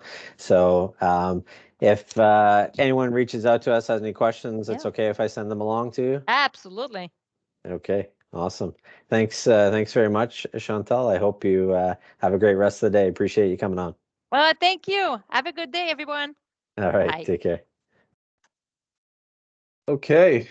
Well, that was awesome. So that's great. So we're moving right along here. Mark was able to get on. So Mark, if you want to throw your Fantastic. camera on, and I'll just move you on the screen here. Excellent. We'll Thanks. get right into You can it. see you can hear me thumbs along here, listen to the background. Good to see everybody. Ben, how are you? Perfect. I'm doing good. How are you, Mark? Good, thanks. That's good. I appreciate you coming on. I hope, I know we only put aside 30 minutes. I could probably go for 3 hours with a conversation with you, but hopefully we can cover a bunch of stuff. So thanks for joining me. Um, lots going on in your world these days. So, but before we do that, I know some people have listened to our previous interview that we had. I've had a number of questions from that. So, but maybe you can give a Cole's Notes 30 seconds on who you are, where you came from, how you got to where you are, and then we can dive into more of the fun stuff. Sure. Be quick. Currently, head of research at a digital asset management firm, which is not something I contemplated when I started my first job down at Dean Witter at Two World Trade Center in 1989. I was in fixed income and in sales and trading for years at a few firms, including Smith Barney. And I guess the tale of me, besides looking like I bounced to several firms, is that a lot of firms got eaten up. Smith Barney went into, I think, Bankers Trust, which went into Deutsche Bank, which went into Solomon. I mean, so I think what my story and my background is that I've been involved in markets, mostly liquid markets, fixed income to start, and then in the last 15 years, I moved into asset management, moving from the sales side into the investment side by starting a hedge fund in 2002. And since then, I've been involved in risk management at larger hedge funds after closing down my own hedge fund for reasons we can touch on, which actually are relevant to the opportunities today, given what I learned at that time. And what I see as the opportunity now, what Ben and I have talked about over time, is how much the macro environment is driving opportunities for retail and professional investors. So the arc of my career across different assets and different roles, from trying to sell it to trying to trade it to trying to risk manage it, has given me a couple of views into how can we make enough money to preserve purchasing power for today and tomorrow. So that's, I think, a good background to launch from. Fantastic. Certainly diverse background. We'll hit on a few of those things.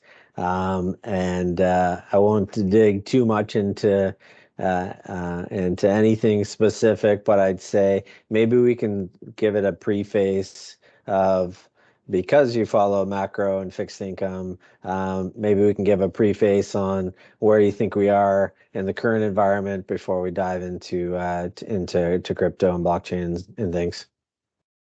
Great. Okay. Always easy to start with where we've been. Yeah.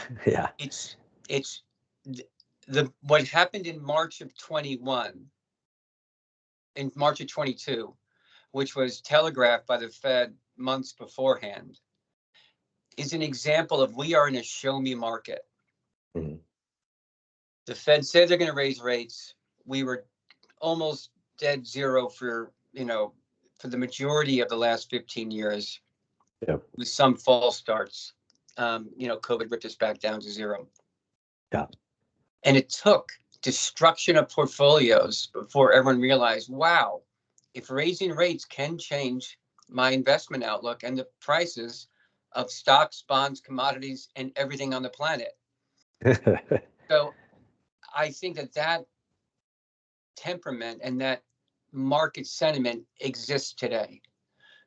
We do not think that defaults are coming in credit. Okay. We're not sure if PE multiples will come in because we really haven't experienced a long, drawn-out recession. Even with COVID, we had a sharp one. Yeah. And, we are lingering along a bit after the Fed hiking cycle, but that March 22 moment told us one thing about we are in a show me. And I think that what we are being shown now is what it looks like in a post-rate hike environment, which we don't know yet. So everyone is pricing in, as we know. We'll start with what the easy shot is. The market in 6 Fed rate cuts, and I'm starting with rates because rates drive valuations for everything. Yeah. And they're slowly changing that to say not February, maybe not March, maybe May. So those are being pushed out. There's economic data that is absolutely mind-bogglingly conflicting about just even today, we had a 50% or 25% decline in one of the New York banks' New York Bank Corp, I think, which, is a $90 billion asset or deposit-based, not deposit, but asset-based company. Mhm. And, so there's more destruction in banks coming. So you have that against good employment numbers. There's going to be more market volatility. I think it's going to be a lower return environment for equities in the, I'll say in the US. In Canada, without Constellation Brands and Shopify, who are the only two animals that really kept the last 5-year trend of, above 8% annualized gains in the TSX alive. Without Yeah. those two, it's been a tough year. Yeah, to the for choir sure. here, Ben. I know. Yeah. So the thin gruel of the equity index is alive and well, and it's going to get thinner. I think this is going to be like a 2018, 17, maybe, where we had more value names sort of arise for a bit, but then disappoint. Value names really are hard to carry the day. It's hard to Yeah. get multiple expansion in high rate environments on those guys and gals. So that's the setup. We are still in reaction to March of 22. Yeah. Expectations are changing. And the PE multiple expansion that we had broadly is going to be tough to replicate. So therefore, if we don't have earnings, we're going to have underperformance next year, which I know in the TSX is a low bar, Ben, but still, Yeah. without our magnificent seven over here, Mag we weren't 7. that magnificent. Yeah, well, that's good. No, that's a good setup, and that's a good framework, I think, to go from. So, let's shift gears then and talk about where you spend most of your time. I believe, at least on a day-to-day basis, is we have, or at least when we spoke last year, we were heading towards a ETF launch in the US. And when you pinged me, I think in November, you called it correctly. That it was going to happen early in January, and that's what happened. So maybe give me some context for maybe how that played out and what the ramifications of it are. And so as I speak with people today, they don't really fully understand why it's so important. So maybe you can tell me about that. Right. Okay. Yeah. First of all, thanks. And when I speak in conferences, I usually start with macro and backdrop, the backdrop and how equities and rates and commodities are set up for the year going forward. Because most people aren't in digital assets, and then people are still thinking Sam Bankman-Fried. They're looking for my hoodie, Ben. I'm like, no, I don't have a hoodie. I'm not that guy. Yeah. So the reason why I called you November was the Bitcoin in particular, and we'll talk about ETH in a second. The setup was very similar to a distressed bond situation I was involved in the 90s. It was an asset, without going into detail, it was a resolved bank that got taken over by the government after the savings and loan bailout. Bonds were trading at 5 cents. No one really understood the legal ramifications, but the courts, over a series of years, clarified what happened to that bank. And it's a clarity on that asset arose through court documents, never more than 20 pages. I love reading these things. They're very clear, believe it or not. And it became clear that this was probably worth more than 5 cents on the dollar. It ended up being worth 300 cents on the dollar. Wow. And just like a back-end equity out of a bankruptcy, where a bond goes into bankruptcy, becomes a future equity of the pro forma company, it takes a while for adoption because people don't understand it. Banks have to talk about it. Mark Connors has to get on Ben Hart's messaging here. And then people are like, oh, okay. The courts cleared it. It's no longer a Sam Bankman-Fried item. It is now part of the ETF world. It's now adopted. And the reason why I had high conviction in November, because that document, that legal precedent that came out on August 29th by a Judge Rao in the U.S. Federal District Circuit Court of D.C., Second District, was so damning on how the SEC was handling it. Mhm. She called the last word in the 21-page document was unlawful, how they were Wow. treated. Wow. And Gary Gensler on January 10th said, we respect the law, and when the law changes, didn't change. It's just he wasn't. She basically said there are laws, you're not following them. Yeah. That we thought that they had to capitulate, and he did. He was the guy who voted for it. The other two Democrats did not. He had to, because he knew that the SEC would be under fire if they didn't. So digital assets went through the fire of defaults of the bad actors playing with good assets. Yeah. Those good assets are now seeing the light of day with better actors. Yeah. Fidelity, 3IQ before them. Yes. BlackRock and the like. Yeah. And people are realizing that the asset had no problem with it. It was the grifters who got in early. And, I remember beepers back in the day were actually a high-end tech item in the late 80s and 90s.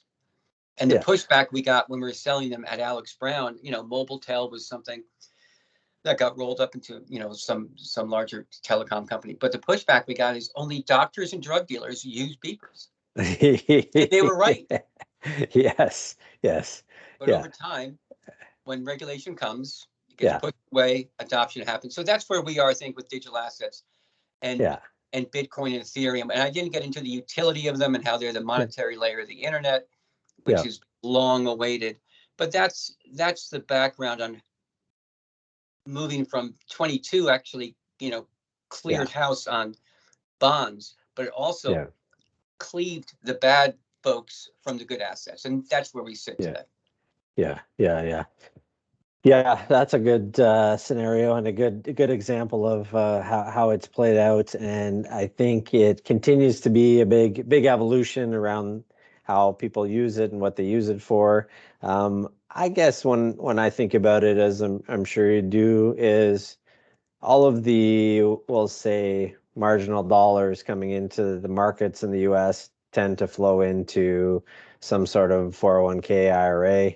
And these ETFs offer that these, I guess, model portfolios an opportunity there. Do you think that's a material part? Yeah, I think the application is going to be twofold. It does really fit, and I can say it's from what our 4 years in this space has shown us. TFSAs are there. I have it in mind. It's easier to watch something bounce up and down if it's in your IRA than if you got to pull it out and pay for your kid's education in a year. It's almost like liquid private equity, I believe. And it is. It's a technology that's growing at adoption rates that are like VC money. Yeah. So in the US, it's definitely an IRA money. It's not in 401ks yet. Okay. There has to be something, Fidelity's working on it, where they have to, 401ks in the US are mutual funds. They have to be, I believe. And so they have to make a change to the ETFs in order to make that happen. But that is coming. There is demand from RIAs that I speak to in the US that have companies that want to put it in their IRA. In their 401ks, rather. In the 401ks, yes. So maybe tell me what the feeling is like with the institutional clients that you speak with, and what you think on the, I get a tremendous amount of pushback saying, no, institutions don't like this. It doesn't make sense. No, they're not doing it. What's I'd say the general feeling around where it fits and are institutions buying it? So institutions are still slow to adopt. We're getting more. The ETF approval in the US was a game changer, and you're seeing it in the volumes. They're ranking in the top 10, and it's an asset that is a fraction of the rest of the market, and is punching well above its weight. As it relates to utility, there are two places that it'll be used. One is the diversification benefit is slowly being understood. It is legion. And I know you and I have talked about this forever, so you know the script about what I'm going to say. It's price behavior is skewed so far to the right, to the fat positive tail, that in a portfolio, like a 60-40 portfolio, it reduces the volatility and increases the return. Usually you have a trade-off. It's a little more volatile, but a little more return. Overall, risk adjusted, thumbs up, good job. That's what diversification does. This says, no, how about this? How about if I lower your vol and raise your return? Yeah. We haven't seen an asset that can do that over persistent 5-year periods of time. So to put it where I think the institutions are still going to be 6 to 12 months away, because the private equity guys got their heads handed to them by saying, I understand the venture capital wrapper. Great, FTX, your venture. I understand the wrapper. I don't know what you do for a living. I'm not even going to talk to you. You can play gaming, whatever you're doing, but I know the wrapper. So let me get involved. Those folks got their head handed to them. Now we have the ETF, but because of FTX and that, they're going to be taking another 6 to 12 months to understand the basic protocol, even though it's a cleaner investment. Yeah. And I believe, again, I'm incentivized to believe this, but the narrative and the awareness of the allegations of criminal use, which are overstated, the use of energy to mine Bitcoin are overstated, misunderstood. Wall Street Journal last month had to retract a statement about it. Yep. So they're using old data from 2019. So I'll just assert that we're still kind of looking at the tail of what was. Yeah. And not about it is a integral asset with growing utility. And it is similar to the monetary layer of the internet. Like it is. I try to poke holes in this, Ben, because I got like my wife's like, are you sure, Mark? Because this is new. No one else in our neighborhood's doing this. Are you sure? Yeah. And I'm like, I'm looking for holes. Yeah. And so to your audience, I appreciate this is such a niche area. Yeah. But a little bit can really provide some nice offsetting, not just offsetting volatility, but upside to a portfolio. And that's what I think really drew me in from my investment side. I'm not a huge tech guy. I mean, I understand I use a lot of technology. I appreciate that's where the puck is and has been going forever as we start our conversation about equities. Yeah. As an investment item, this is a holy grail. It is something that people try to go to hedge funds to get the asymmetry. Yeah. So no, that's fair. So let's hit on a couple of things, because I do get the questions about the criminal activity. And so I would say maybe you can talk about how the Bitcoin ledger is public and you can see every transaction that happens on it, and also that it's never been hacked. So maybe you can talk a little on those two, and then I'd like to have a bit of a conversation on ETH as well at that point. Great. So there was a famous bad actor in 2014 who ran something called Silk Road, which was an online get whatever you wanted legally website, and he used Bitcoin. Well, after the FBI got involved, one of the FBI agents actually ended up starting to open up her own venture capital firm, and she and her agents, as they were doing it, called Bitcoin, even back then, tomorrow's business. Because they were able to track everybody down, and the only problems they had was when money left and went to the banking sector, because people could fudge records.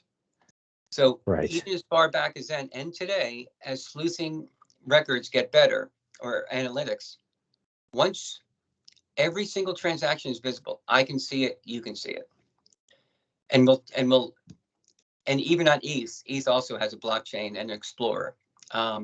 Which had FTX's footprints all over it, but no one was looking. We didn't find it till late. Right. So the blockchain records every transaction pseudonymously. I don't know if it's Billy, Sally, or Frank, or Jill, but I know the wallet. I know the transaction. Yeah. Then the point on the criminality is, or anybody is saying, all right, well, let's focus on this one because this was a theft. And the FBI is closing. There's no daylight now for someone who wants to put a lot of effort into finding who that is. That's why criminality has dropped nominally, Yeah. And absolutely, even as Bitcoin has grown. Yeah. Yeah. That's great. So then, yeah, let's maybe shift gears to talk a little bit about Ethereum, and what it is. And, I think people are starting to, that Bitcoin conversation's evolving into something a little bit different, but Ethereum is a little bit different, Yep, and seems like a lot of, we'll say layer two businesses are being built on top of Ethereum. So maybe give me kind of your view on that. sure. So Ethereum is a larger ecosystem that allows developers to build new applications like decentralized exchanges where you can trade. And in the maelstrom of 2022, when things were going crazy, those exchanges worked perfectly. No one lost a dime, was out. All of them worked because they were based on smart contracts. Think of vending machine. Put a quarter in, pull it. I want GH. All of a sudden, your Fritos pop out. That Yeah. worked perfectly. I look at ETH like a mall. It has its own HVAC system. It supports many shops, and it allows for cash flow, and it gets paid a rent on all of those businesses. So ETH is really the online marketplace and business. They call it the settlement layer, but it's even more Right. than a settlement layer. It's a place, again, I think the retail mall is a good analogy for anyone Yeah. to. The Bank for International Settlements is building there. JP Morgan is building there. Coinbase building on it. Yeah. And ETH collects fees and pays out a staking reward in the form of ETH. So it's an income generating growth opportunity, which Yeah. is one reason we like it, and one reason we decided to pass those staking rewards on to the investors, which reduces fees. So Yeah. Yeah. Yeah. No, that's I think a good way for people to think about it. And so, I see Jamie Dimon out speaking how he does, but then you see what he's doing behind the scenes with Onyx. yeah, So I think people don't totally understand that, that I think they're supporting this, and a lot of the businesses are using it to as their building layer. As we see the central banks, so you mentioned briefly BIS. What's BIS doing with it? They're building like a SDR kind of thing, or what? yeah, Yeah, yeah, exactly. And they're yeah. building a wholesale central bank digital currency. Who knows what it'll end up being? But they have the Monetary Authority of Singapore, the French National Bank, and one other doing a trials as an ERC20 token, which is basically a rail car that rides around that Ethereum ecosystem. Okay, right on. That is super interesting. And I think there'll be much more to come. I saw the UK put out a white paper this week on their digital pound that they're looking to launch. Do you Yep. know if they're using ETH as well in their setup, or do you know? Yeah. Yeah. Okay. ETH is an easier build out. Okay. Some folks like Franklin Templeton in the US are using Stellar Link, LINK, to Yep. mutualize a money market fund. So there are some Hmm. other protocols that people are using, but Ethereum is the main one. Okay. Super interesting. What else? So I only got a couple minutes more, Yeah. but what else in your space are you seeing that interesting that I haven't asked about that you think I should know and the audience should know? Um, I guess from my growth in all this is really stepping up higher. And maybe it's because of my age and just being where I am in my life, but seeing how to be smarter, how to play smarter with your money, and doing that expense versus income versus growth. Um, I'll share a realization about how equity markets are moving only a little bit more than the growth of the money supply. So it's almost like equities are maintaining your buying power for healthcare, housing, and education, which are growing at, I just did a run on Canada, 6.8% annualized growth. And, I don't think that the TSX is, much higher than that. So housing, equities, and the money supply is growing about at that same level and faster. So Interesting. So back to that show me, I think that we will be seeing more money printing in the US. Canada's a bit of a different story. You don't have as big a problem. Yeah. Debasement of the dollar, Mhm. which means that housing prices, it'll flow into housing, unfortunately, guys. So hold that house. And I think that asset inflation will continue. So that's an observation that I think is called a monetary ratchet. It's going to go one way only. Yeah. Yeah, so I guess just before we go to your point there, so we see M2 kind of cratering around the world. So you think that starts to reaccelerate? I do think it reaccelerates. I think the March bank failures was a, part of the problem. I think today's failure of that New York Bank Corp was another one. And it wasn't a failure. It was, they're rotting within inside. I mean, Citicorp its stock price is lower today than it was in 1993. And they're still lugging the same amount of people. They're just only now starting to fire people. So as that consolidation happens, there has to be a backfill. The only backfill for liquidity is the Fed. Great. Awesome. Well, listen, Mark, I think that's a great place to end it. I appreciate you taking the time, making yourself available to talk to the audience today. As always, I certainly enjoy your conversation and your comments. It's very helpful. If people have questions, I may send them around after this, if that works for you. Please, I'll be available to speak or online to set up a call, however it works. Fantastic. Awesome. Well, thanks very much. Enjoy the rest of your day, and great seeing you, Mark. Great, you too, Ben. And then a big thanks to Scott for helping set up too. All Great. right. Thanks so much, Brian. You bet. Take care. All right. See ya. You there? Hey, We made it. We did it. You're back. We made it.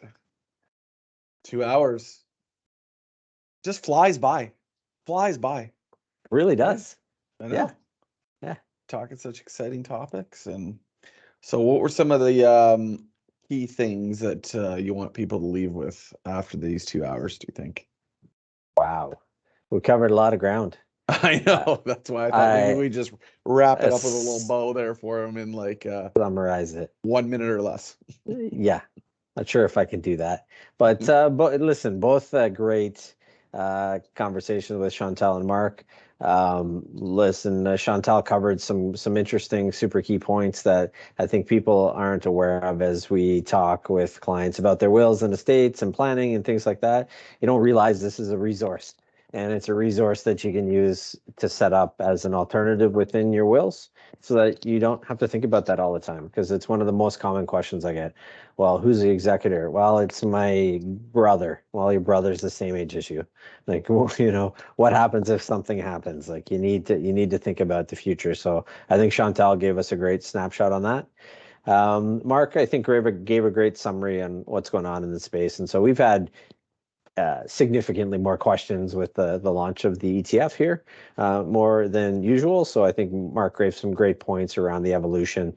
I think Ethereum was a great point to say the central banks and the banks are building on this platform right now. I think that's interesting and people don't know about. As for my take on the world, I think that people should I think we're in a period where the economy is slowed and slowing. But on the other side of this, there's good things. There's good opportunities. Mark referenced M2, which is that money supply coming back into the system. He does think rates come down, which I'd line up with as well. So, when we have a choppy period like we've gone through the last 4 years, it's presented some unique opportunities that I wouldn't have expected when you'd asked me back in January of 2020. So good environment, lots to pay attention to. I think we covered a ton of things, but I'm making some adjustments here with the knowledge around where we are in the cycle. Awesome. Yeah. Okay. Well, I think if that's it, that's a great place to leave it. I want to thank everybody for joining us. Ben, thank you. It's a lot of work to get ready for that, but I want to thank all of our clients for not only just tuning in, but dealing with us on a day-to-day basis. We're definitely here from you, and we're making strides to make the team bigger and stronger and offer more and more services every day. So if you need anything, as always, you can give us a call anytime that you need, any of us really. And we just want to thank you again. That's great. Thanks. Thanks for hosting. Good job, Scott, as well. And I think that was great. Awesome. Okay, thanks everyone, and we'll talk to you soon. Take care.